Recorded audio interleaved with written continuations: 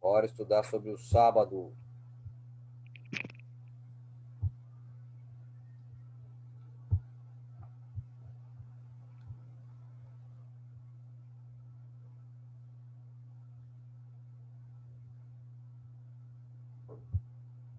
O que a Bíblia tem a dizer para nós sobre a guarda do sábado? É importante, não é? Vamos lá. Lembra-te do dia do sábado para o santificar. Estudo 42 aí de escritura. Vamos lá. A lei de Deus, a gente já verificou que ela é dividida em duas tábuas, de amor a Deus e amor ao próximo, né? A tábua de amor a Deus, ela contém 4 mandamentos. E esses mandamentos é o que a palavra de Deus nos quer dizer quando nos ensina a amar ao Senhor teu Deus de todo o teu coração, toda a tua alma, todo o teu entendimento. Esse é o resumo da primeira tábua. Então, quando você guarda os 4 primeiros mandamentos, você está guardando o mandamento de amar ao Senhor teu Deus de todo o teu coração. O segundo, né, é um pouquinho diferente, o segundo mandamento. E é a segunda tábua. Então, esses são os mandamentos de amor a Deus, olha lá. Não ter outros deuses, não fazer adorar imagens, não tomar o nome de Deus em vão e guardar o sábado. Já o mandamento de amor ao próximo, né, está na segunda tábua. Então, amar ao teu próximo é guardar todos esses mandamentos aqui. Honrar teu pai, não matar, não adulterar, não furtar, não dizer falso testemunho, não cobiçar. Esses são os mandamentos de Deus. Então, quando Deus diz, né, para a gente amar o Senhor de todo o coração, né, e amar o próximo como a nós mesmos, ele está dizendo para guardar os 10 mandamentos. Esta é a lei do Senhor. Então, aqui a gente já tira um primeiro mito, né, uma primeira problemática aí. E a primeira problemática é que as pessoas, elas querem dizer que é só amar a Deus de todo o coração, amar o próximo e está tudo certo. Ou seja, eu não preciso guardar os mandamentos. Quando, na realidade, o que Cristo estava querendo dizer era diametralmente oposto. O que ele estava dizendo é, guarda os 10 mandamentos. Quando você ama a Deus de todo o teu coração, você guarda os primeiros. Você não tem mais escultura, você não adora outros deuses, você não toma o nome de Deus em vão, e você guarda o sábado. E você ama o próximo, quando você ama o próximo de todo o coração, né, como a ti mesmo, você não vai adulterar, não vai matar, não vai respeitar os seus pais, não vai cobiçar, entre vários outros aspectos. Então aqui a gente já tira a primeira dúvida, a primeira questão, que acho que eu coloquei lá no final também, de questões aí particulares, mas já está resolvido. É importante a gente retomar aqui as profecias de Daniel. Né? Nós vimos em Daniel capítulo 2 já, que a cabeça de ouro era a Babilônia, em Daniel 2, versos 37 e 38.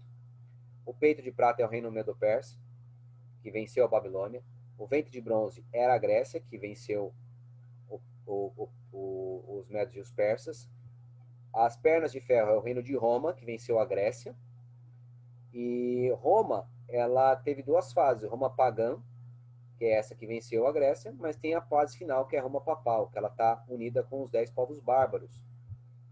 Constantino, imperador de Roma, muda o trono de Roma para Bizâncio, funda Constantinopla, e ao ele fundar Constantinopla, o Ocidente fica vago, e é invadido por 10 povos bárbaros, né? Os lombardos, visigodos, os érulos, os vândalos, os burgundos, os germânicos, ostrogodos, suevos, anglo-saxões e os francos, né? Então a gente vê esses povos aí invadindo Roma e eles fazem o Império Romano Oriental cair.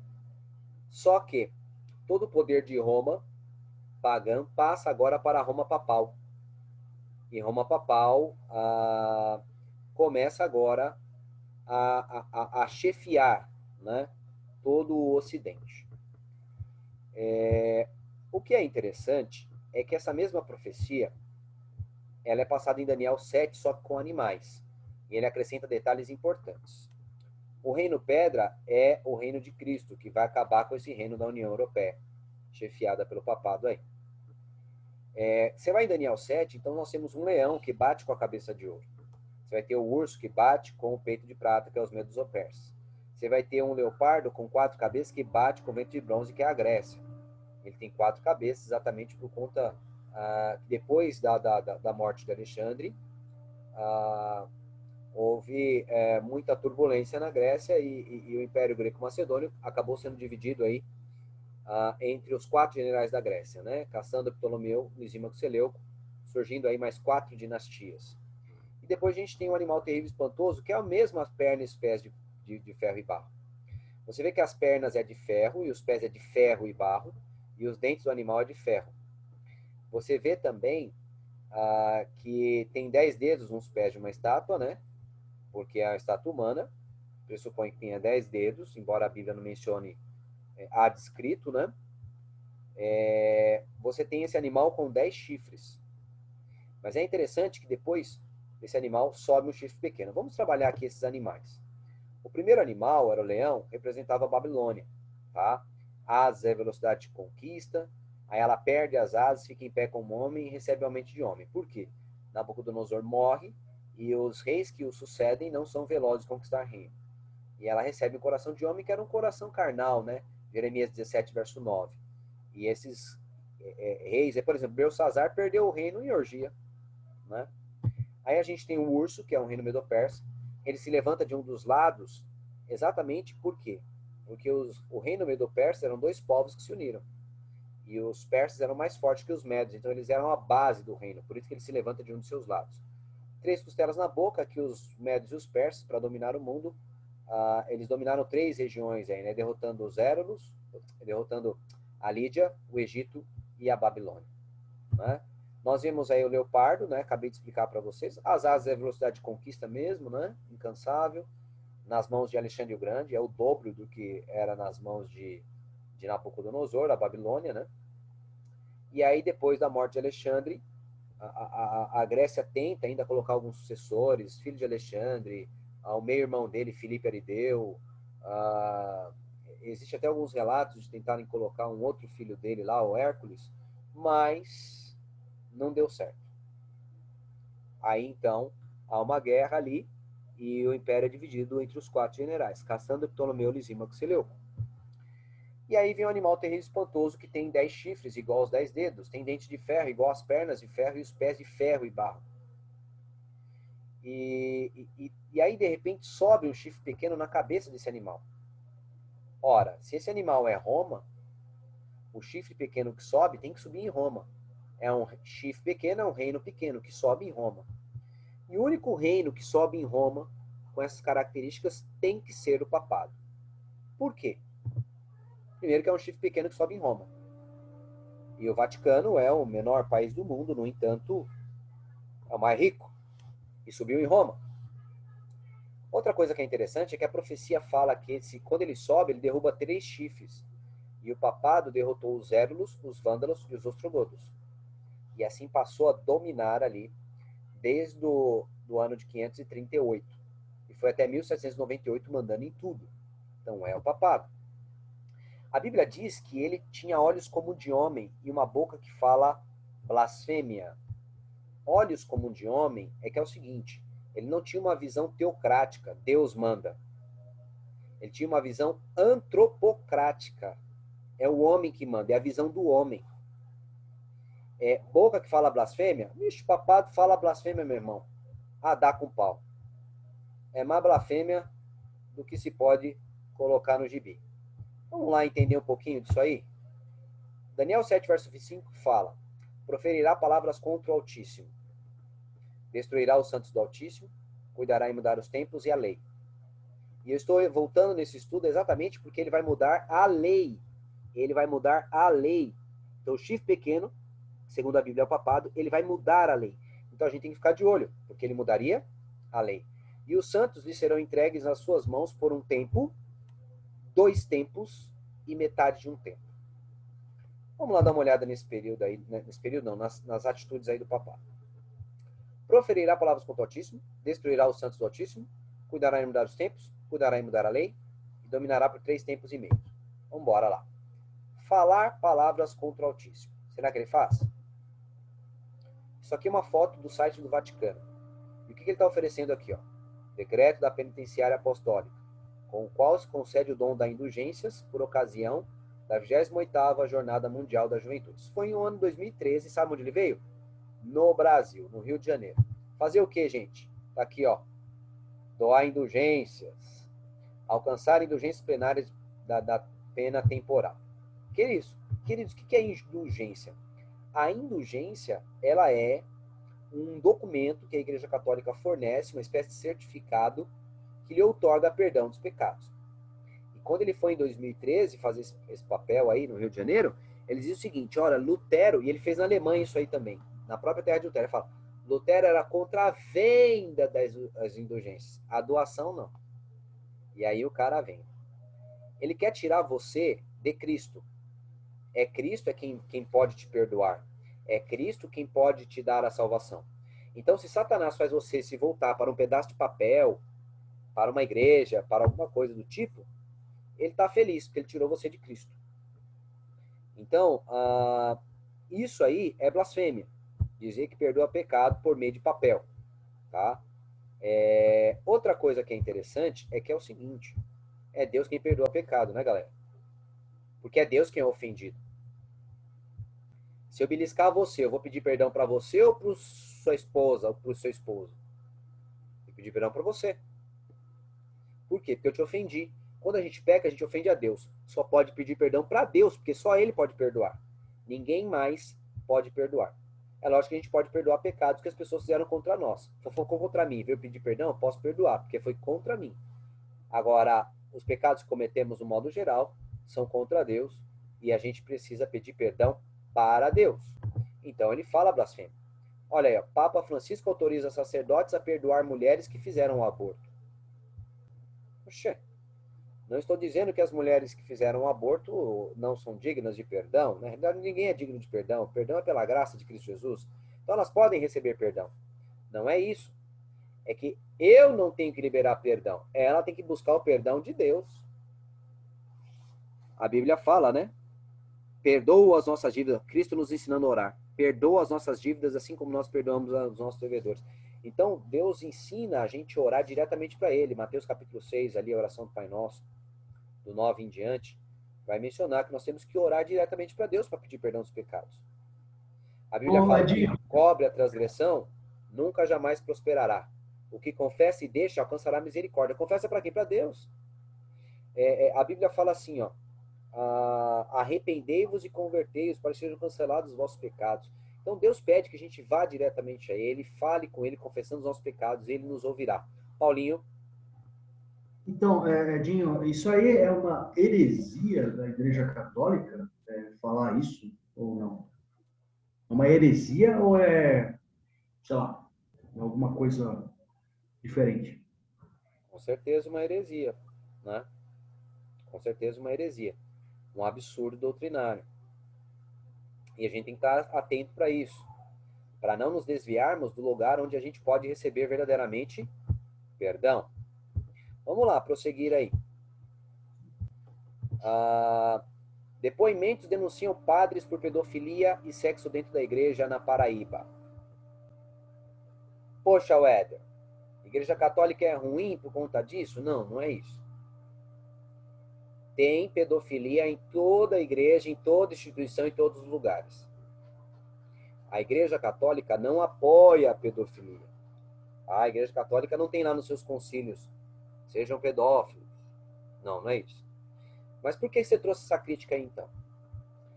É porque o número de pedofilia no catolicismo é muito maior. Agora, por que ele é muito maior? Porque nós somos melhores que eles? Não. É por conta exatamente da legislação que amarra eles. Vamos lá dar uma olhada aí. Ó. A igreja teve 4.400 denúncias de pedofilia na Austrália, só na Austrália, em 30 anos. O que significa que a cada 2 dias e meio, um padre era denunciado por pedofilia. E assim, e os que não denunciavam? A cada 2 dias e meio, ou seja, em uma semana, era cerca de 3 padres denunciados. O que faz um montante de 11 padres denunciados por mês.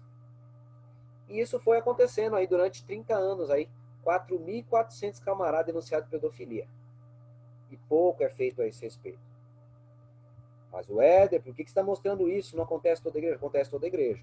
Mas estou repetindo, lá acontece um pouquinho mais. E por que acontece um pouquinho mais? Vamos lá compreender isso aí. Ó um outro aqui, ó. O caso do padre pedófilo que desafia o Papa. Esse aqui desafia o Papa porque ele é argentino e ele era um cara tipo de televisão, sabe? Tipo Marcelo Rossi, assim, um cara super conhecido. O Julio Grassi. E aí o cara, pedófilo. Só que o Papa não excomungou ele, não. Não expulsou. Tá quietinho até hoje, né? E é porque é amigo, né? Bem, é por causa disso aqui ó, que eu quero trazer esses assuntos. Ó. Por que os padres não podem se casar?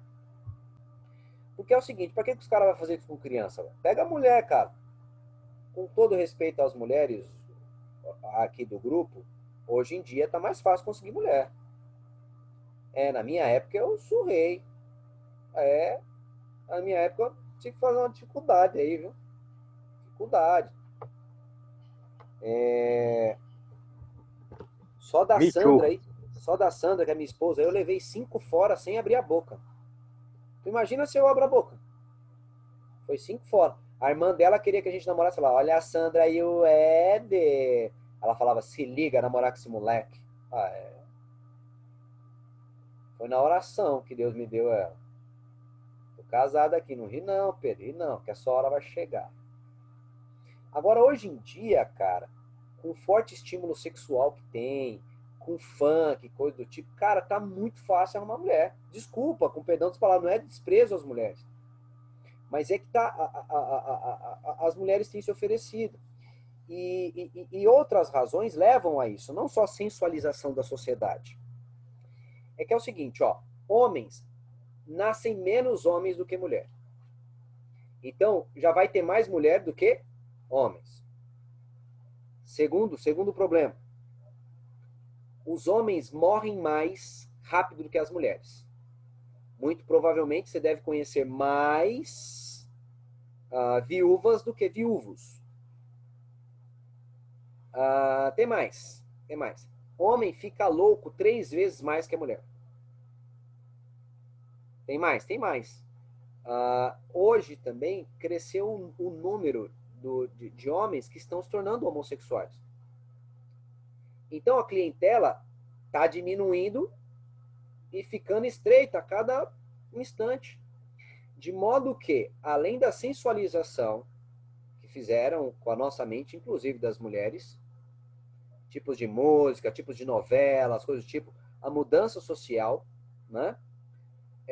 Tem acontecido também essa diminuição de homens másculos, aquele negócio, ou um camarada que pode sustentar. Então, as mulheres têm que correr atrás para fazer a família, se ela desejar.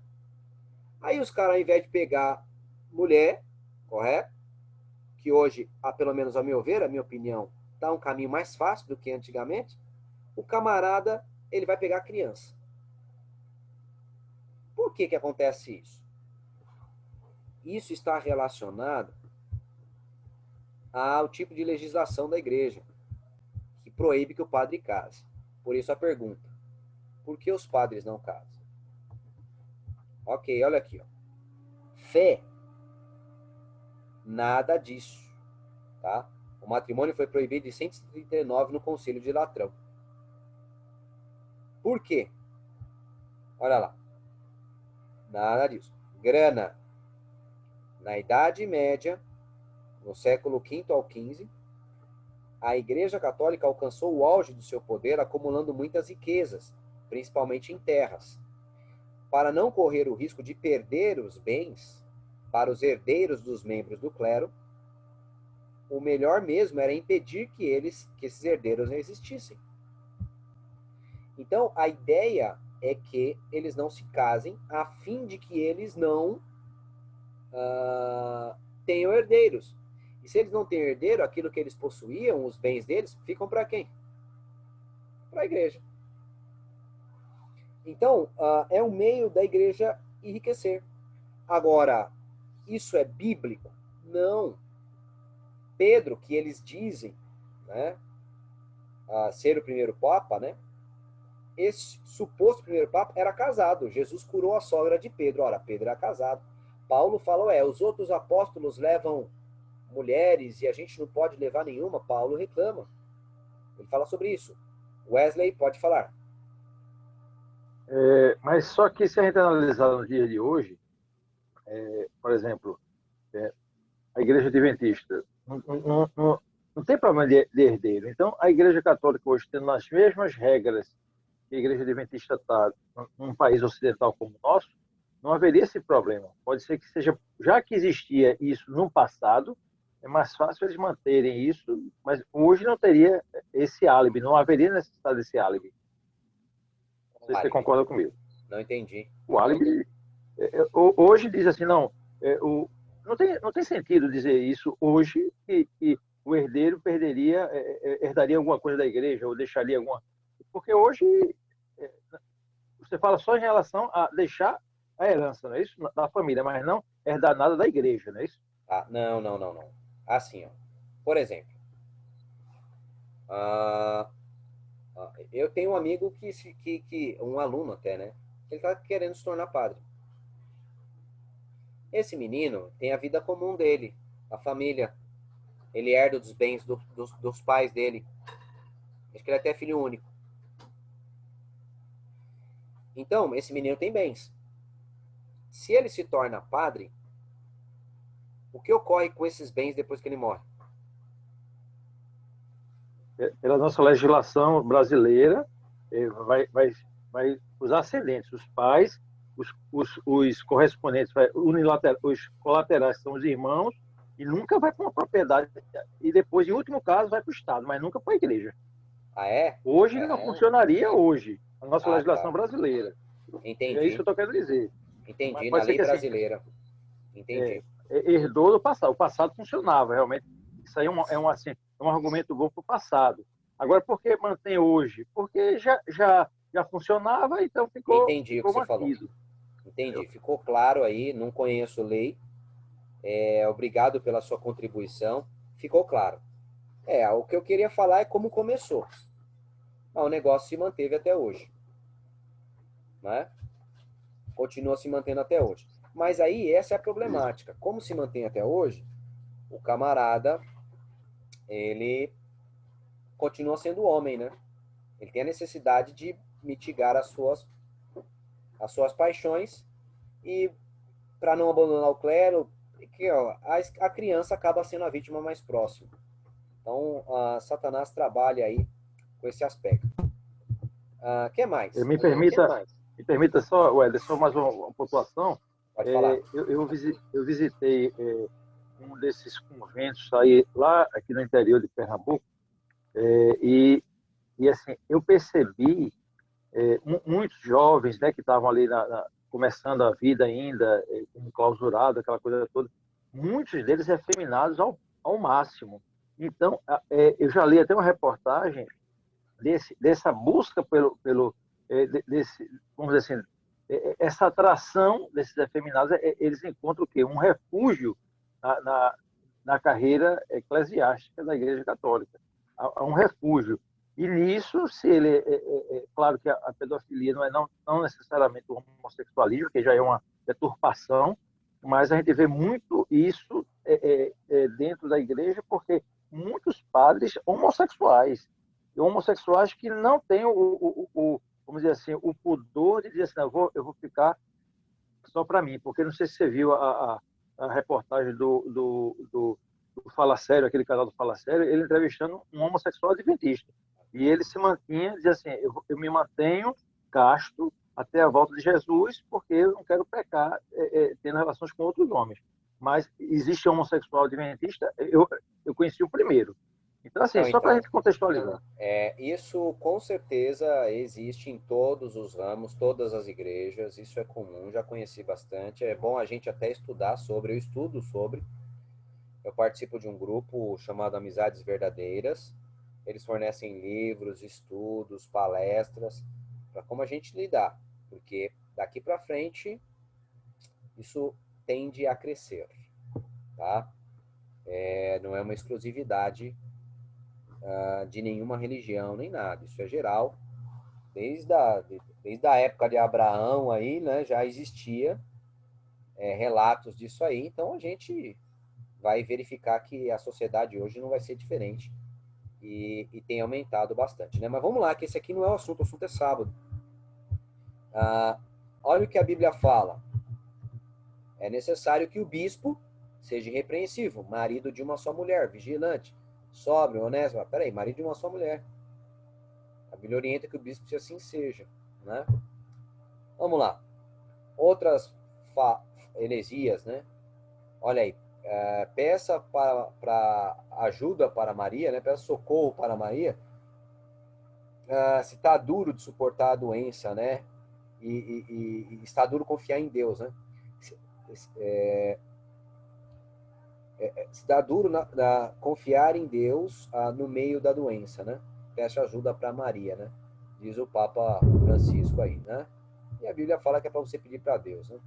Os concílios eclesiásticos, olha esse aí ó, que fala: tu és o pastor, tu és o médico, tu és um diretor, tu és finalmente outro Deus na terra, né? Então, há heresias, falar contra o Altíssimo. Destruirá os santos do Altíssimo, são as perseguições que a igreja fez. Como a igreja massacrou aí, né? Vamos dar uma olhada aí como é que era. O judaísmo virou o cristianismo, tá? A igreja judaico-cristã, a igreja dos apóstolos ali. Essa igreja, ela se espalhou pelo mundo e se tornou a igreja católica, tá? Se tornou a igreja católica. Aí essa igreja católica, ela passou a ser romana. O princípio dessa mudança começa com Constantino, para levar a igreja se unir com o Império Romano. E aí aquela igreja católica apostólica, ela passa a ser romana. A gente verifica aí, então, que ela se tornou a católica romana. Tá? Esse foi o passo. Do judaísmo veio o cristianismo, essa igreja cristã se espalhou pelo mundo e virou igreja católica, porque a palavra católica significa universal. Como eles tinham espalhado por todo o mundo, todo o Império Romano, então eles se chamavam Igreja Universal, Igreja Católica. E ela passa a ser romana, a princípio aí, né, com o apoio de Constantino, e aí lá em 380 Teodósio declara a religião Igreja do Império. Pronto. Essa católica romana, ela começa a ter sincretismo. O que é sincretismo? Mistura de paganismo com coisa de Deus. Por exemplo, você vê aí Platão misturado com as coisas de Deus. Tá? Agostinho de Hipona pega os escritos de Platão e cristianiza Platão. Meio que batiza os escritos de Platão. Então, você vai verificar aí que a imortalidade da alma, de acordo com os ensinamentos platônicos, passam a ser explicados por Agostinho de Hipona, um grande teólogo aí da igreja cristã, né? E aí, a gente verifica essas mudanças. Dá uma olhada aqui, ó. Os egípcios acreditavam na vida após a morte. Veja de onde vem a doutrina, hein? Segundo sua doutrina, a alma mantinha uma estreita ligação com o corpo físico, vindo visitá-lo após a morte. Por isso, o corpo precisava ser conservado mediante o processo de mumificação. Então, eles faziam múmias, por quê? Porque, por causa da imortalidade da alma, ele achava que a alma vinha visitar o corpo. Por isso que eles faziam múmias. Olha aqui, ó. Mas poderia acontecer que a múmia fosse destruída, mas essa eventualidade fora prevista. Para prevenir, colocavam no interior do túmulo uma estátua do morto, destinada a receber a alma. Então, se as pessoas destruíssem a múmia, aí a estátua receberia a alma. Vai guardando aí, ó. Faziam estátua da pessoa depois que ela morria e mumificavam a pessoa depois que ela morria. Por causa da imortalidade da alma, dizendo que a alma podia sair, podia visitar o corpo, mas se o corpo fosse destruído, ela podia visitar a estátua e habitar na estátua. Vai vendo aí esse ensinamento. Aí, queridos, a gente vê, por isso, imagens dentro dos túmulos egípcios, tá vendo? Essa aqui é uma máscara mortuária que eles colocavam também, e a múmia. Agora, olha só que coisa interessante, ó. O Papa Pio IX, mumificado, foi exumado. Tá aqui, ó. O Papa mumificado, peraí, Papa mumificado. Fizeram múmia do Papa depois que ele morreu. Isso aí é sincretismo, mistura da crença egípcia que entrou no cristianismo. Vamos ver mais.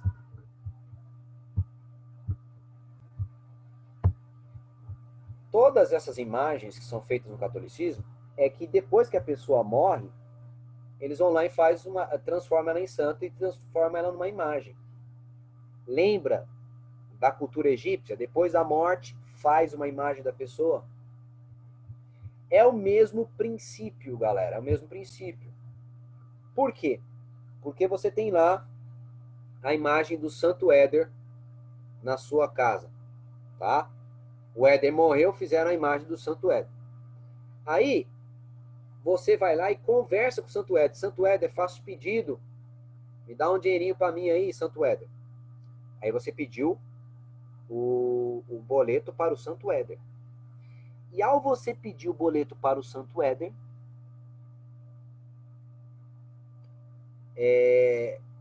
ao você pedir uma bênção lá para o Santo Éder, como é que o Éder te responde se ele é uma estátua?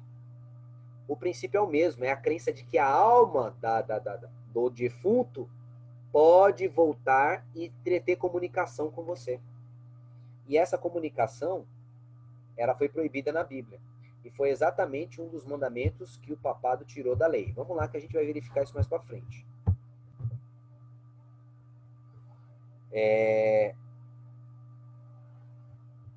Dá para a gente ler agora aqui mesmo, né? Deuteronômio.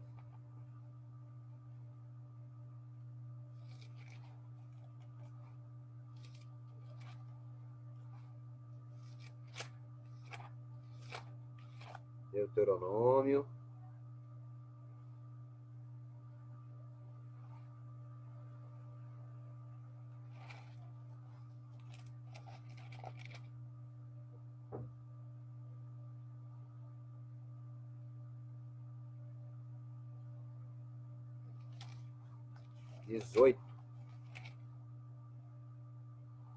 Deuteronômio 18, versículo 9 em diante.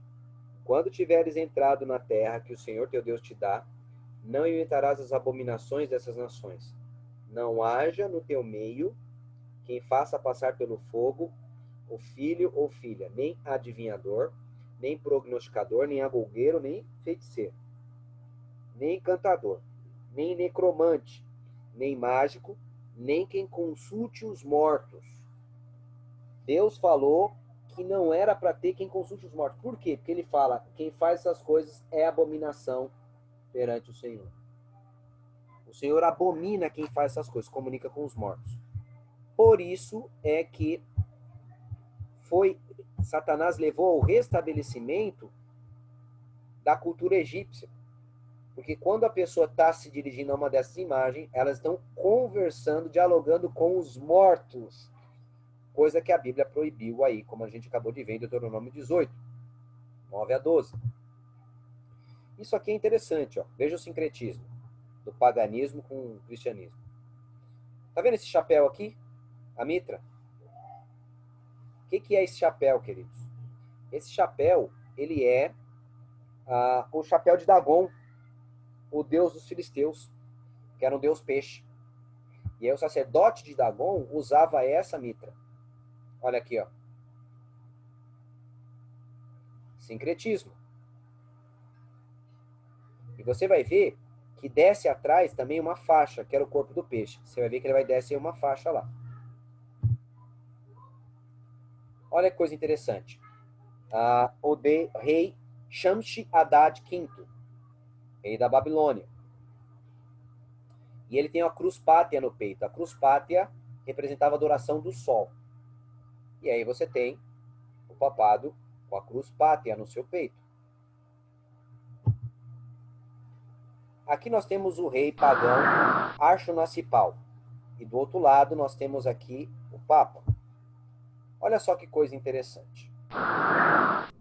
Nós temos uma tiara, né, que era a coroa, e ele tem também uma coroa. Então nós vemos aqui o desenho muito semelhante. Da coroa sai uma faixa. Da coroa dele também sai uma faixa.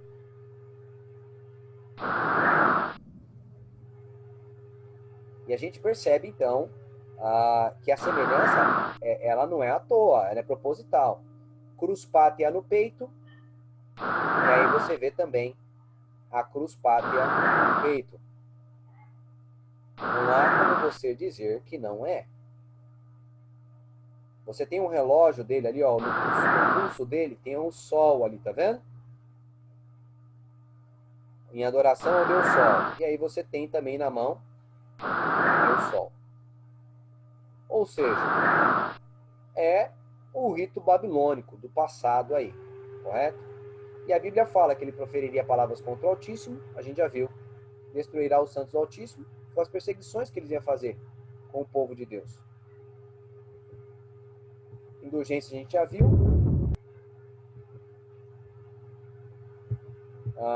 Já vimos esse aspecto aqui.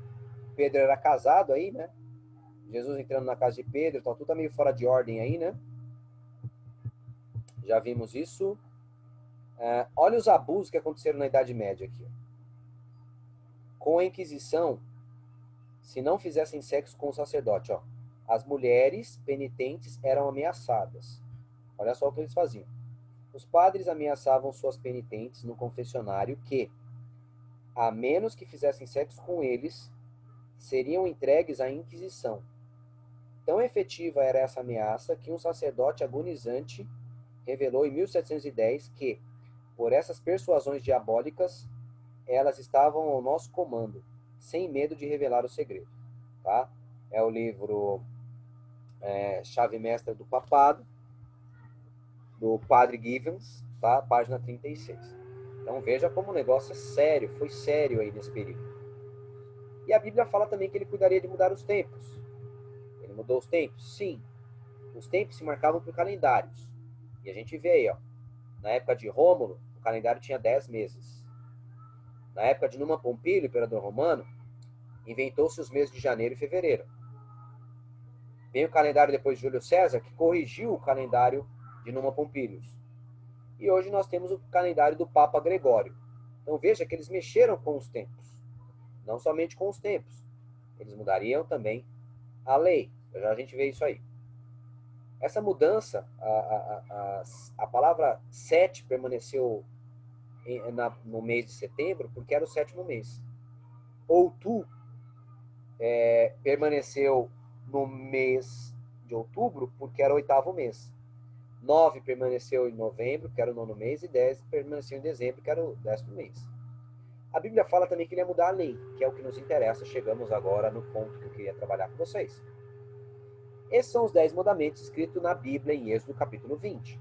Não ter outros deuses, não fazer imagem de escultura, nem adorá-las, não tomar o nome de Deus em vão, lembrar do dia do sábado, honrar o pai e a mãe, não matar, não adulterar, não furtar, não dizer falso testemunho e não cobiçarás. O papado ele vai fazer algumas mudanças. Como aqui, ele tirou o 2º mandamento, que proíbe a adoração de imagens, correto?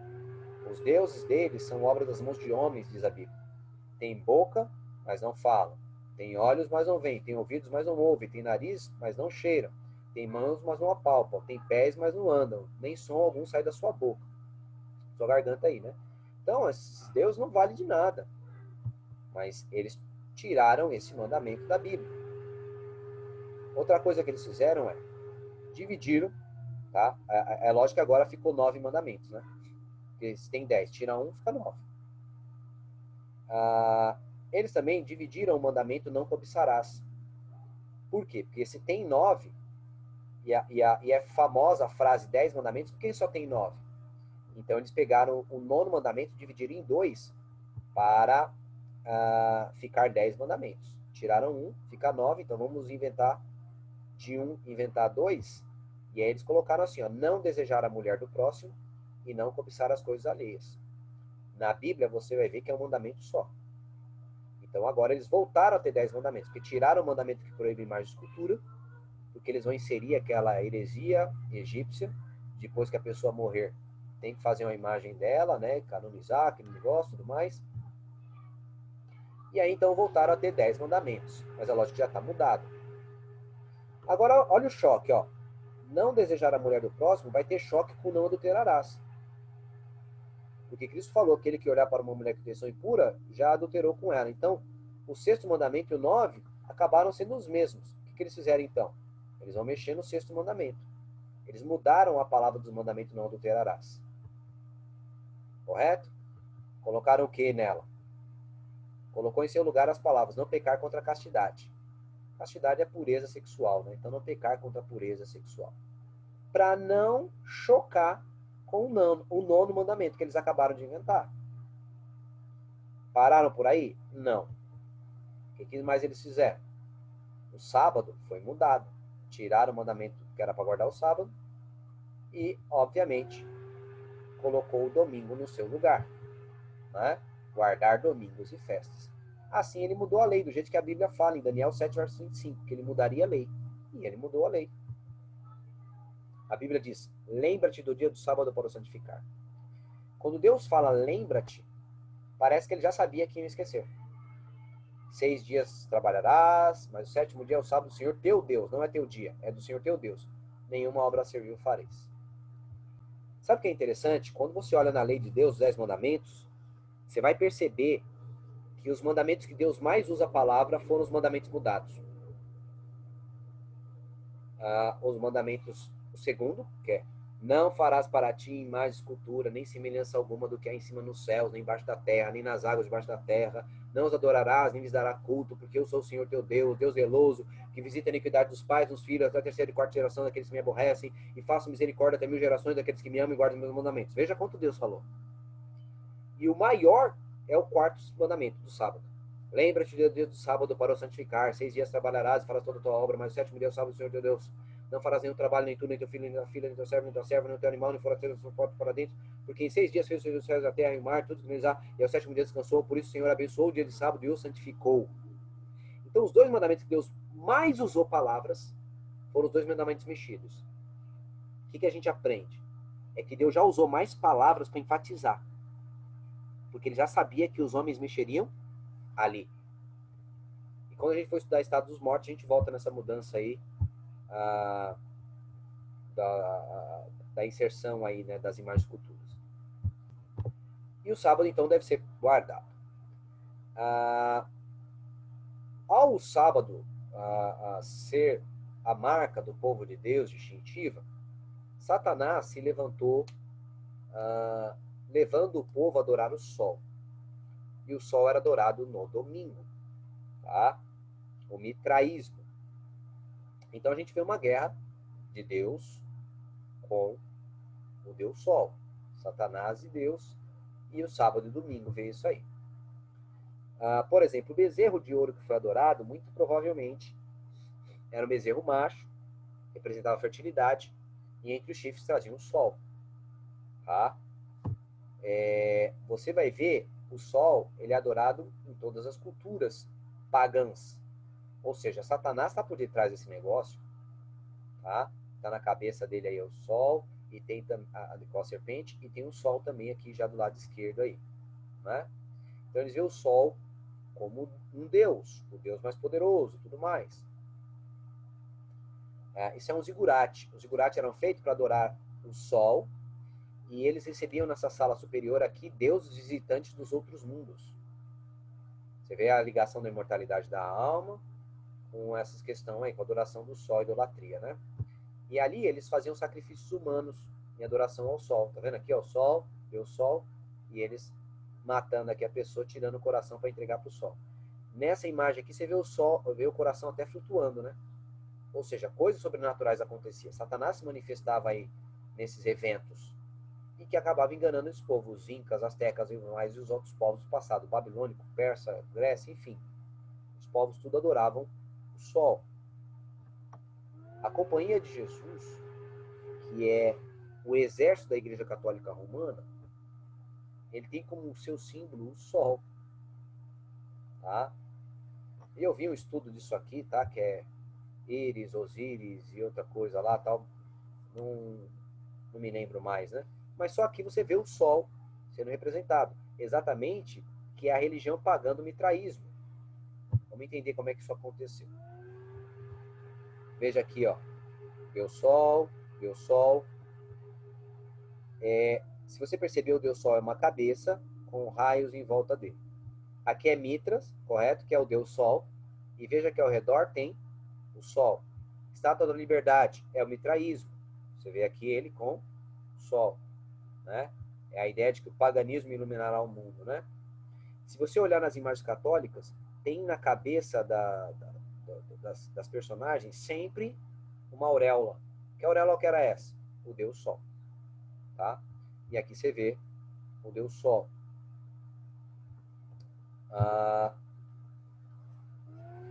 Essa adoração do Sol sempre competindo com o dia de Deus. E a coisa começou a ficar preta, a ponto do cristianismo passar a guardar o domingo. Como é que aconteceu essa mudança? Vamos lá. Vamos começar com um trechinho aqui que eu tirei da Wikipedia. A Wikipedia não é confiável, né? Mas esses textos aqui são confiáveis, esses aqui que eu selecionei, tá bom? Olha só que coisa interessante, ó. A crise sob Calígula, de 37 a 41, tem sido proposta como a primeira ruptura aberta entre Roma e os judeus. Então, por volta do ano 37, 41, era a época que os judeus estavam perseguindo os cristãos, ali em Jerusalém. Lembra disso aí? Estavam perseguindo os cristãos por ali, e os romanos começaram a perseguir os judeus. Então, os cristãos estão se espalhando pelo Império Romano, porque estão sendo perseguidos pelos judeus. E os judeus, que estavam espalhados tanto na Palestina, como na Judéia, como no Império Romano, estão sendo perseguidos fortemente pelos romanos, principalmente a partir desse período. E os romanos estão descendo o chinelo nos judeus. Agora, como é que a gente identifica um judeu? Roupa, tipo de culto e o dia de culto. Porque os povos preferiam o domingo e adoravam mais cultura. Os judeus, não, preferiam o sábado e não tinham mais cultura. Então, era fácil os romanos procurarem judeus e descer o chinelo nos judeus, perseguindo os judeus. E assim a perseguição ao judaísmo cresceu absurdamente ao longo dos anos, né? Após essa primeira ruptura. Por exemplo, você vê aqui, ó, as guerras judaico-românicas de 66 a 135. Então, ou seja, os judeus estavam enroladíssimos. No ano 70, os romanos vêm destrói o templo, né, de Salomão. Ou seja, o judaísmo estava sendo perseguido. Neste contexto, não era vantajoso parecer-se com os judeus. Concorda? Óbvio. Porque se você se parece com um judeu, você é preso, chicoteado, você é morto, você é crucificado. Então, a grande problemática agora recai sobre o cristianismo. Porque o cristianismo era muito parecido com o judaísmo. Diferente dos povos, o cristianismo não adorava o imperador. E se ele não adorava o imperador, os judeus não adoravam o imperador, são parecidos. O cristianismo guardava o sábado. E os judeus também guardavam o sábado. Acontece que os judeus e os cristãos também se vestiam de modo semelhante, porque eles eram influenciados pelos cristianismo, pelos judeus. Eles comiam de modo semelhante. Ou seja, havia muita semelhança entre o cristianismo e o judaísmo, de modo que muitos cristãos passaram a sofrer perseguição por conta de se parecer com o cristão. E neste contexto não era vantajoso se parecer com judeus. Contudo, o cristianismo era todo parecido com o judaísmo. Sábado, roupas, culto, eram monoteístas, não adoravam o imperador, não tinham mais cultura. Os livros também, né? Antigo Testamento, o cristianismo aceitava todo. Assim, o cristianismo começou a ser perseguido pelos romanos também, por se parecer com os judeus. O que levou os cristãos a buscarem não se parecer com os judeus. Então, para os cristãos não levar chinela dos romanos, começaram agora a trabalhar para não se parecer com os judeus. O que eles começaram a fazer agora? O povo adora no domingo e os judeus não. Os judeus adoram no sábado e os cristãos também. O que a gente vai fazer agora? Os cristãos começaram a fazer culto público no domingo. Para dizer assim, ó, eu não sou judeu não, viu? Ó, eu tô aqui fazendo culto no domingo. Assim, começou-se a ter no cristianismo cultos aos sábados e cultos aos domingos. Os cristãos passaram a reunir-se aos domingos para não serem confundidos com os judeus, ainda que continuassem repousando aos sábados. Vamos ver alguns textos que evidenciam isso. Ó. Texto de Orígenes. Presta atenção no que Orígenes fala. Ó. Não deveis continuar guardando o sábado segundo a maneira judaica, e regozijando-vos ociosos, mas que cada um guarde o sábado segundo a maneira espiritual, achando deleite na meditação da lei. Você percebe que Orígenes, ele está usando a sua linguajar para manter a guarda do sábado, mas para fazer a guarda do sábado diferente da nação judaica. Qual era o pavor dele? Exatamente não levar a chinela do Império Romano. Vamos guardar o sábado, vamos guardar como? Não que nem judeu. Vamos fazer diferente. Meditar na lei, vamos meditar na lei. Não fica lá parado, ocioso lá que nem o judeu, não. Então, você percebe eles não querendo se parecer com o judeu. Olha um outro texto aqui ainda de Orígenes.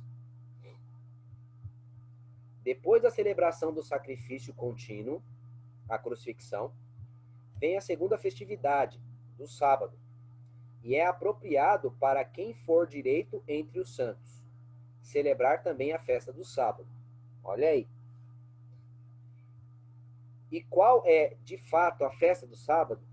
Se não a que o apóstolo disse, portanto, resta um sabatismo para o povo de Deus, deixando, pois, de lado a observância judaica do sábado. Veja, de novo ele repete, a gente não vai observar o sábado como judeus. Para quê? Para a gente não se lascar na mão dos romanos.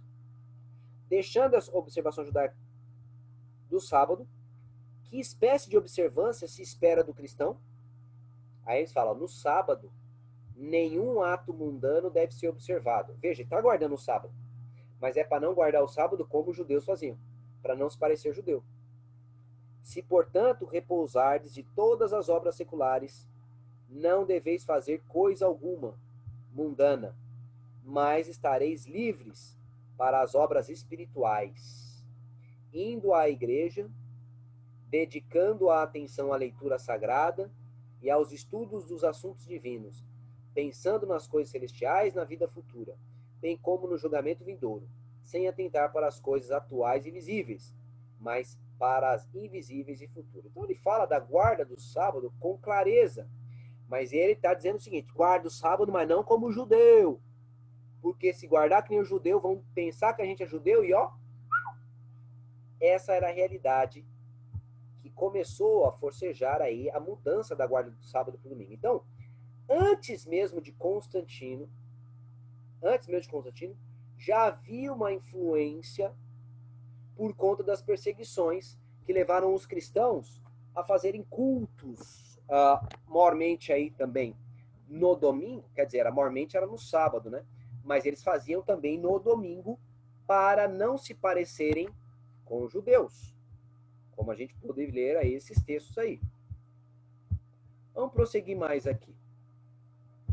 Aí vem o ano de 321, quer dizer, dia 7 de março do ano 321. Constantino decreta o dia do sol como dia de repouso. Então a página da History é clara a dizer isso. Olha lá. Neste dia, no ano 321, Constantino decretou o dia do sol como um dia de repouso, dia 7 de março de 321.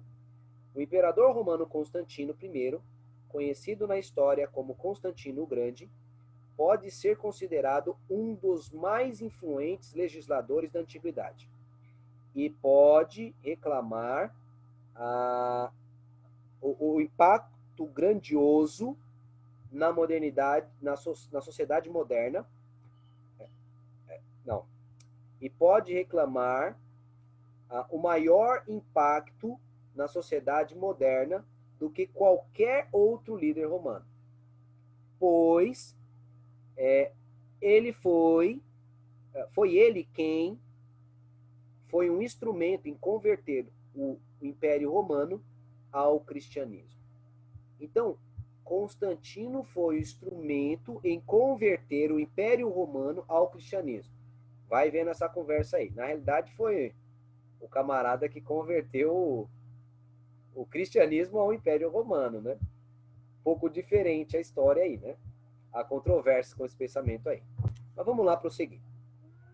É isso que a Bíblia vai trabalhar na ideia, né? A profecia diz que ele cuidaria em mudar os tempos e a lei. E esse Constantino, ele mudou com esse decreto, ordenando a guarda do sábado, a guarda do domingo no ano 321, em todo o Império Romano. Eu peguei nessa página aqui da Trumpet, que é a página de uma igreja, a Igreja Filadélfia, lá nos Estados Unidos, né? Então não pensa, não é um adventista falando. E ele está falando aqui do domingo sendo forçado como dia de guarda. Como que aconteceu? Aí ele explica tudo direitinho, eu coloquei aqui no português para ficar mais clarinho. Olha o que ele fala, ó. Na época de Cristo, apenas os pagãos, especificamente o Império Romano, adoravam os domingos. Por volta do ano 230, né? No entanto, os católicos estavam divididos em que dia deveriam observar. Veja, antes de Constantino. Por que eles estavam divididos? Exatamente por conta daquela perseguição que eu falei para vocês. Um antigo católico Orígenes escreveu: mas o que é esta festa do sábado, exceto aquela que o apóstolo fala, resta, portanto, um sabatismo, isto é, a observância do sábado para o povo de Deus, deixando as observâncias judaicas do sábado, ó. Vejamos como o sábado deve ser observado por um cristão. No dia do sábado, todos os trabalhos mundanos devem ser evitados. Portanto, se vocês pararem de todas as obras seculares e não executarem nada mundano, mas se entregarem aos exercícios espirituais, dirigindo-se à igreja, prestando atenção à leitura e às instruções sagradas, esta é a observância do sábado cristão.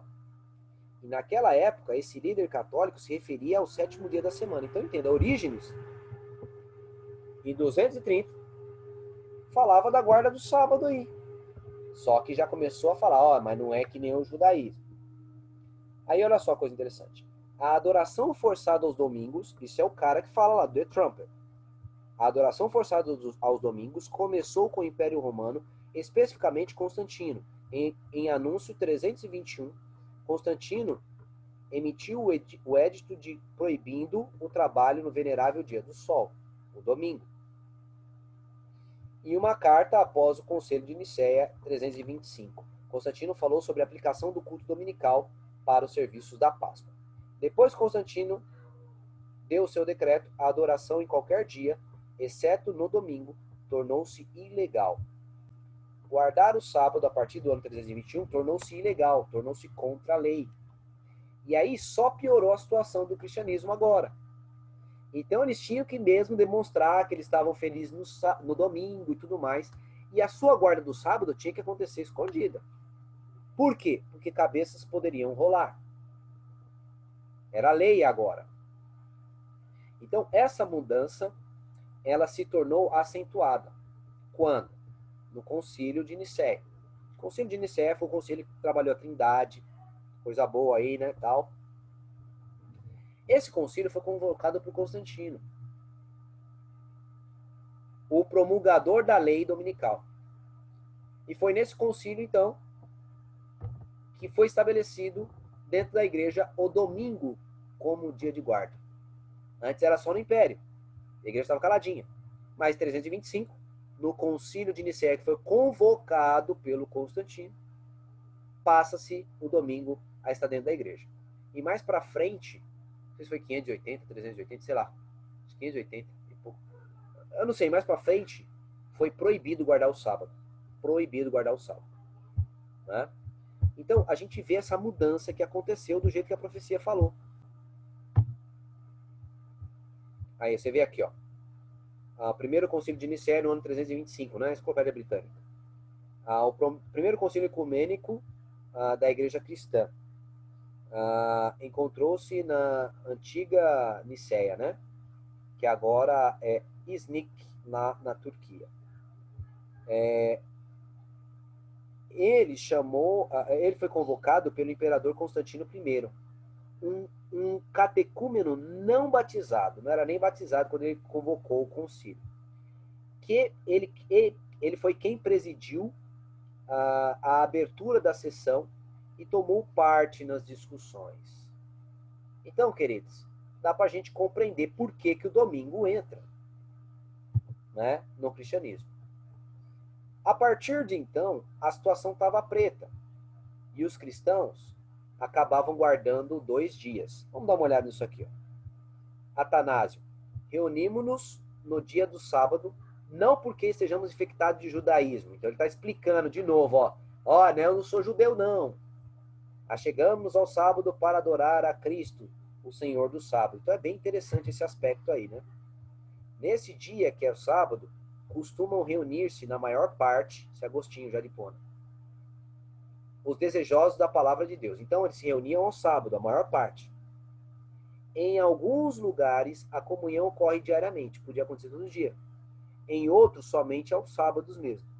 E em outros, somente ao domingo. E aí a igreja começou a ficar dividida entre o dia de guarda, de sábado para o domingo. Então, foram esses decretos que vieram trazendo esse peso aí, né? Conquanto quase todas as igrejas do mundo celebrassem os sacramentos aos sábados, olha isso, afirmação de Sócrates. Quase todas as igrejas do mundo celebrassem os sacramentos aos sábados, e isso, ó o período que o cara viveu. 380 aqui para frente, né? Cada semana, os cristãos de Alexandria e de Roma, por causa de alguma antiga tradição, deixaram de fazer isto. Por que deixaram de fazer isso?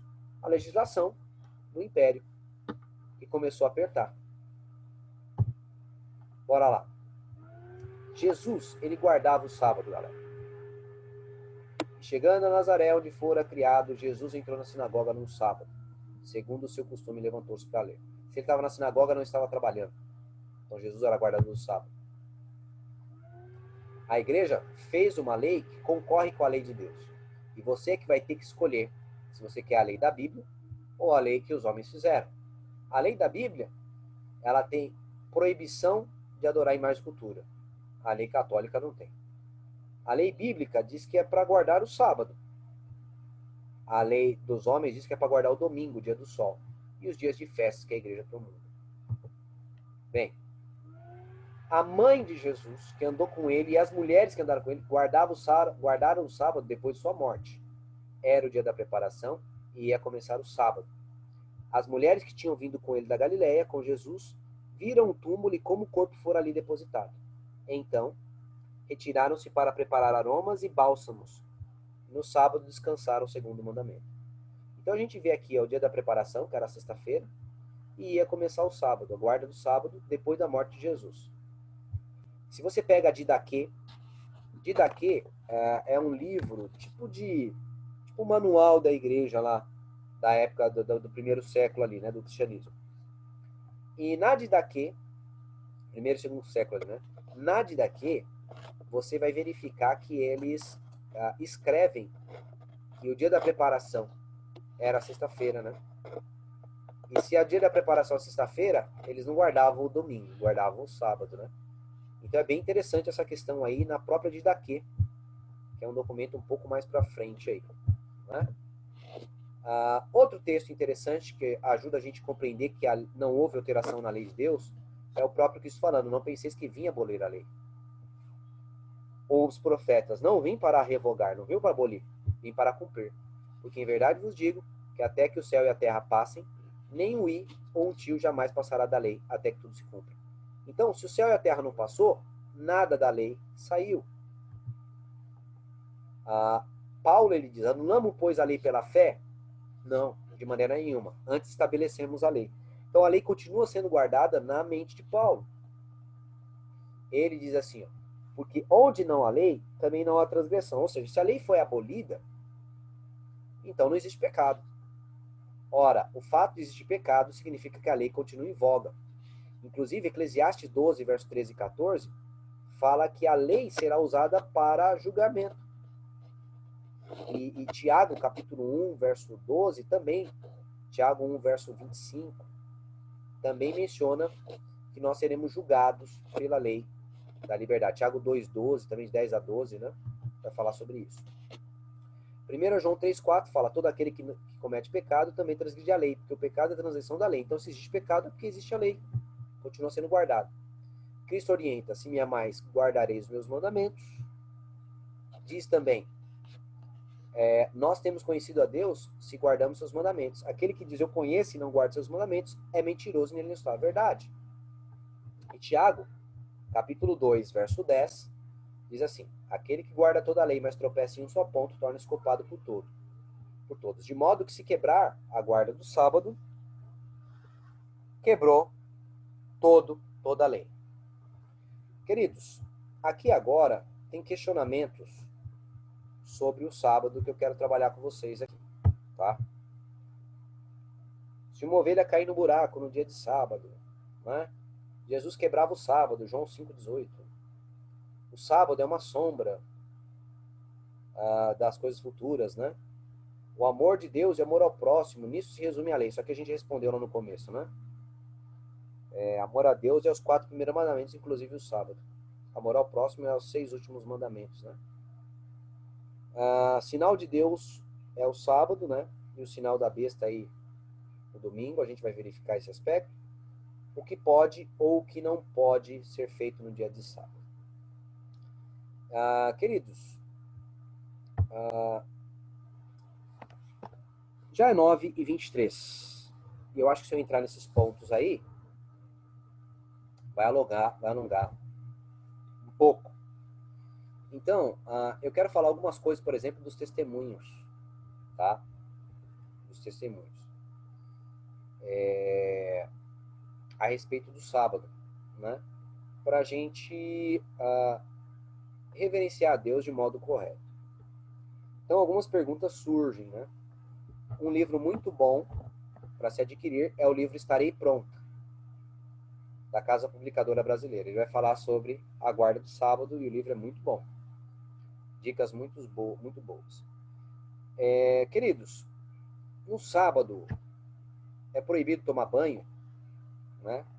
Tem até um texto dos testemunhos mencionando esse aspecto e tudo mais, tal.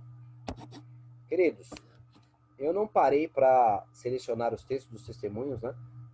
Mas não é isso. Primeiro, você tem que entender o contexto. No contexto, os camaradas demoravam de tomar banho 3 a 15 dias. Não tinha chuveiro quente, aquele negócio. Moravam em ambientes frios, onde foi escrito, né, os textos. Então, o banho lá era bem mais escasso, tá? Segundo, o banho era uma trabalheira, não tendo chuveiro. É lenha, faz fogo, não tinha gás, correto? Fogão a gás. Lenha, faz fogueira, aquece água, aquele negócio lá, tal. Então, é sobre esse aspecto que está se referindo. Mas ela própria fala para não ir ao culto sujo, né? Então, amigão, tome banho no sábado aí. O sábado, você deve se preparar já durante a semana. Quando acabar um sábado, já começa a se preparar, deixando a casa mais ou menos arrumada, arruma toda a roupa, passar, deixar ela tudo no jeito, fazer a comida ali antes, na quinta-feira, você deve se programar para que você possa guardar o sábado corretamente. Quanto às crianças, eu tenho visto assim que a gente judia das crianças no sábado. E às vezes o sábado pode se tornar enfadonho, principalmente nessa época de pandemia, que a igreja não está funcionando como estava, né?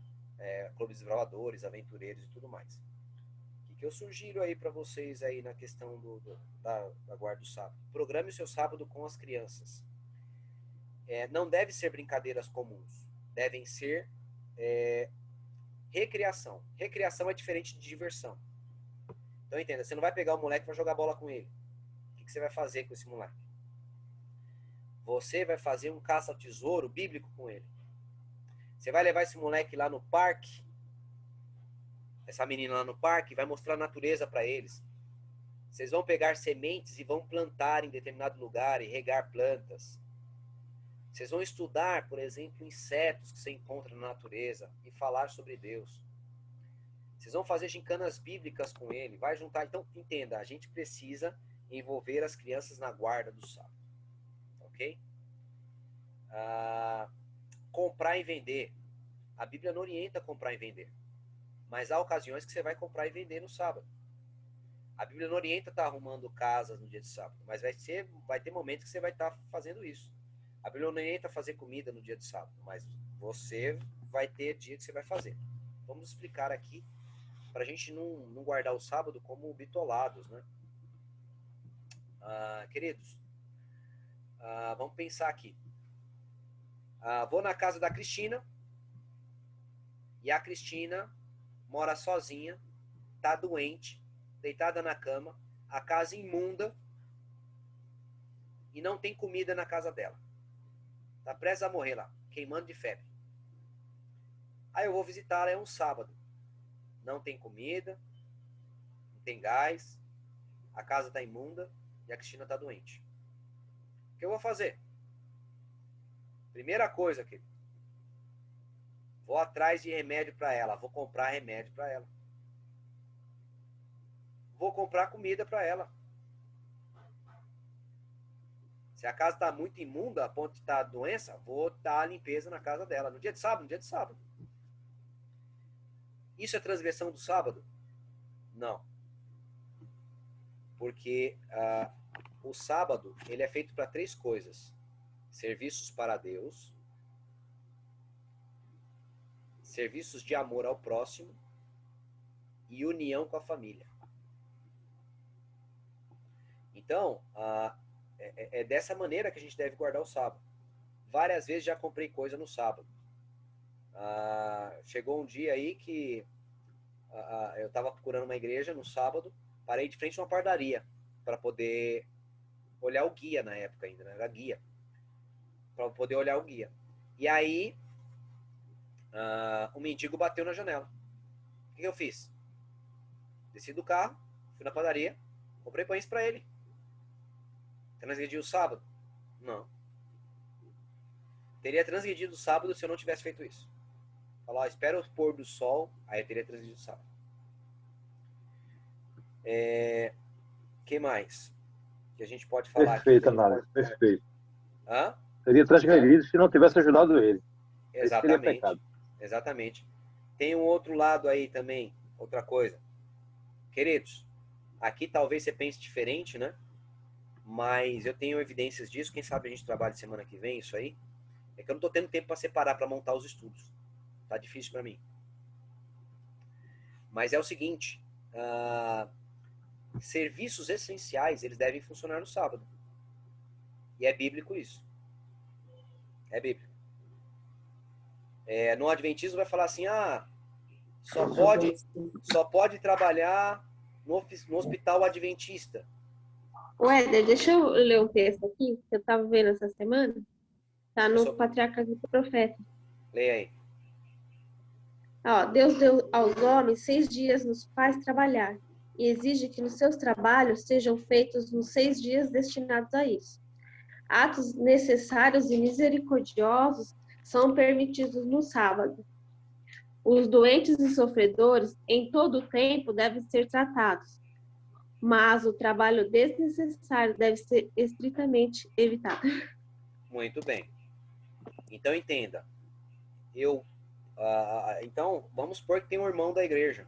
Esse irmão da igreja, ele é da área de saúde. Ele pode trabalhar no sábado? Cara, tem texto dizendo que sim. O livro Temperança diz que sim. Só que o dinheiro do sábado não é dele. E ele deve tomar esses cuidados que ela acabou de ler. Ele deve evitar serviço desnecessário. Mas ele deve trabalhar gratuitamente. Agora, boa pergunta aqui do Pedro aqui, ó. E a questão do vestibular, estudo? Aí já é questão secular, Pedro, para crescimento pessoal. Então, a palavra de Deus não abre espaço para isso, senão ela abriria espaço para o trabalho também. Ok? Então, É uma questão meio polêmica em relação à segurança, né? O policiamento a gente entende que é necessário, mas se observar a segurança privada da divisão, do condomínio da divisão, da União Nordeste Brasileira do colégio de internatos pago vigilância privada. Vamos lá, e aí, ó, meu amigo? Eu nem entro nessa polêmica. Vamos na Bíblia. O que diz a Bíblia? A Bíblia diz que na época de Neemias, os soldados estavam lá de campana para garantir a guarda do sábado. E se os caras fossem lá transgredir, o couro comia. A Bíblia não proíbe. Somos nós que vamos inventando coisas. Não tem um texto dizendo não pode. Serviços essenciais, galera. Não adianta você forcejar. Então, biblicamente, não é transgressão. Agora, aquele dinheiro do dia, ele vai trabalhar de graça. Ele está servindo a comunidade gratuitamente. Né? Então, queridos, há algumas falas, vai ter muita discussão, muita polêmica, mas o sábado é uma bênção, traz até longevidade.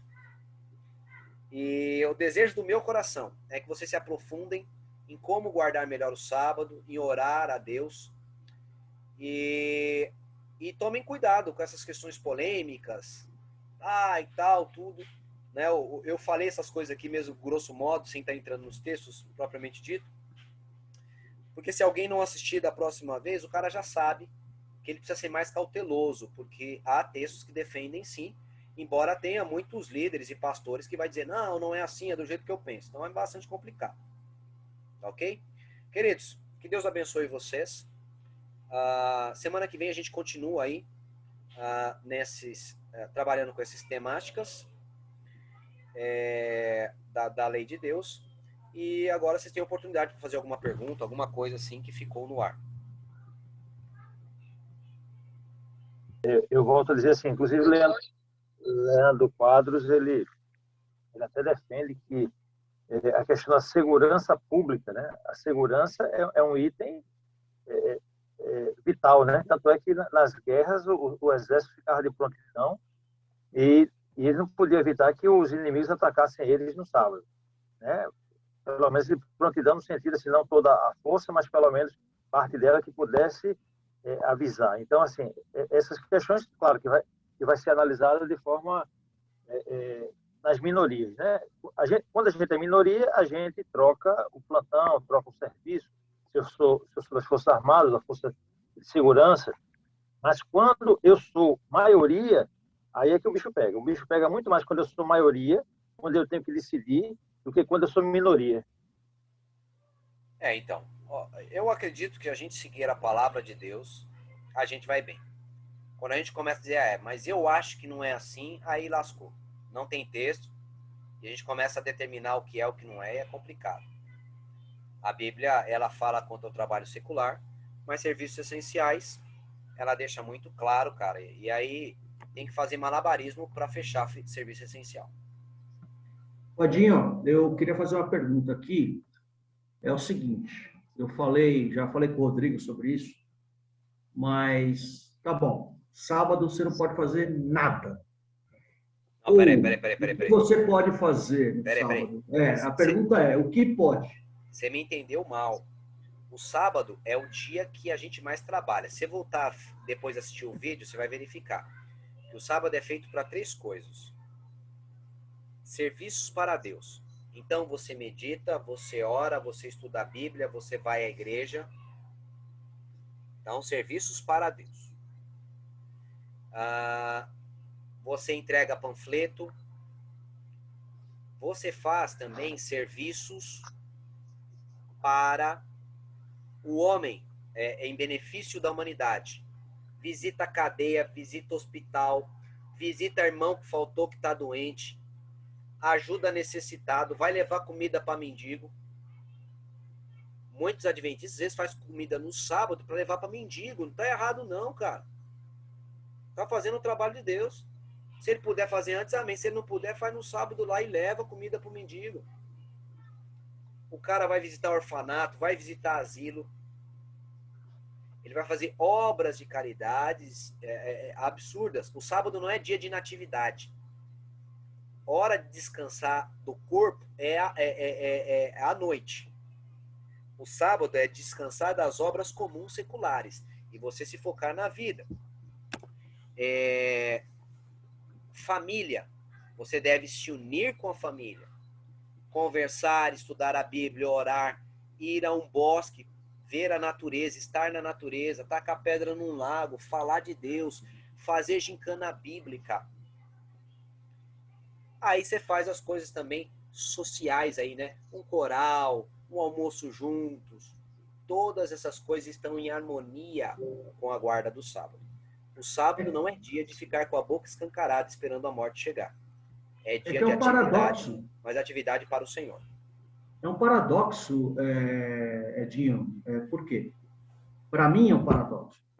Por quê? Porque é o dia de descanso. Se você falar que é o dia de descanso, você vai descansar, você não vai fazer nada. Então é só um paradoxo, tá? Se você está falando isso tudo aí, legal, legal. Eu gostei do que você falou. Só é um paradoxo na minha cabeça. Paulo, vamos lá. Fazer uma pergunta para você. Se eu disser para você, bicha, o que você entendeu?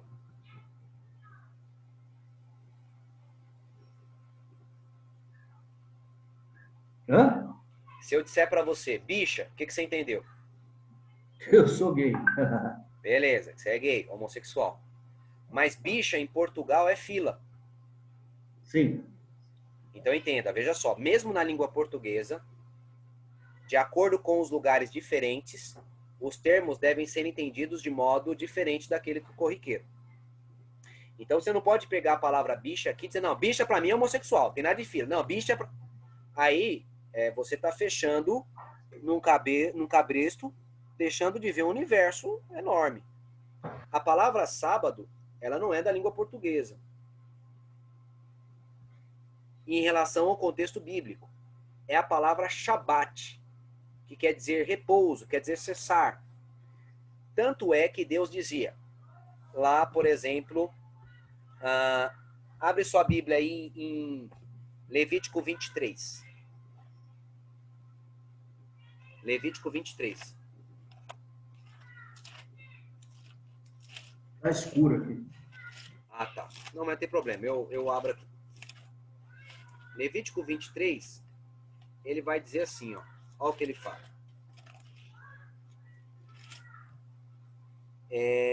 26 em diante. O 23 do 26 em diante. Disse o Senhor a Moisés, o dia 10 desse 7º mês será o dia da expiação. Terei santa convocação. O que é santa convocação? É reunião da igreja inteira. Afligireis as vossas almas e oferecereis oferta queimada ao Senhor. Veja, eles vão oferecer sacrifício. Nesse dia nenhum trabalho fareis. Olha que coisa interessante. Ele fala trabalho servil fareis. Nenhum dia trabalho servil fareis. Olha que coisa interessante demais. Ele chamou eles para a guarda do sábado, que era o sábado cerimonial aqui, tá? Chamou eles para a guarda do sábado, mas ao mesmo tempo disse que era para atividade. Eles tinham que se reunir, tinham que fazer sacrifício. Então, o sábado bíblico não é um descanso à la língua portuguesa que a gente tem e quer tomar aquilo que está na nossa cabeça. Tanto porque, mesmo na língua portuguesa, a gente usa a palavra descanso para os nossos feriados. Não, hoje eu estou de descanso. Mas não significa que você não está fazendo nada. Você não pode arrumar um encanamento e falar para o patrão, não, hoje é meu dia de descanso, cara, eu não vou... Você está arrumando encanamento, mas está dizendo para o patrão, hoje é meu dia de descanso. Então, mesmo na língua portuguesa, pode-se entender isso com naturalidade. Mas, se não se entender na língua portuguesa, porque não, descanso é parar, deitar, aí é só você vir na Bíblia. Quando você verificar na Bíblia, você vai ver que Deus continua trabalhando no sábado, mantendo a vida, dando para a gente saúde, alimento, alimentando as aves, mas Ele está fazendo trabalhos que têm a ver com a manutenção da vida. e não trabalhos criativos que ele estava fazendo. E Deus ele nos chama a fazer a mesma guarda de sábado, né? Cessar das obras seculares e se voltar para Deus, para a família e para o próximo. Beleza? Entendeu aí? Ótimo. Queridos, Deus abençoe vocês. Se não vai ficar muito longo aí. Anotem suas perguntas, já tragam suas perguntas para a semana que vem e a gente trabalha esses assuntos aí, tá? Vamos orar ao Senhor? Querido Deus e eterno Pai, queremos agradecer por teu amor, pela oportunidade de estudar e pedimos que o Senhor nos ajude a nos aprofundar nessa questão da guarda do sábado. Por sua misericórdia nós rogamos em nome de Jesus. Amém, Senhor. Amém, amém. Queridos, vou abrir o grupo lá.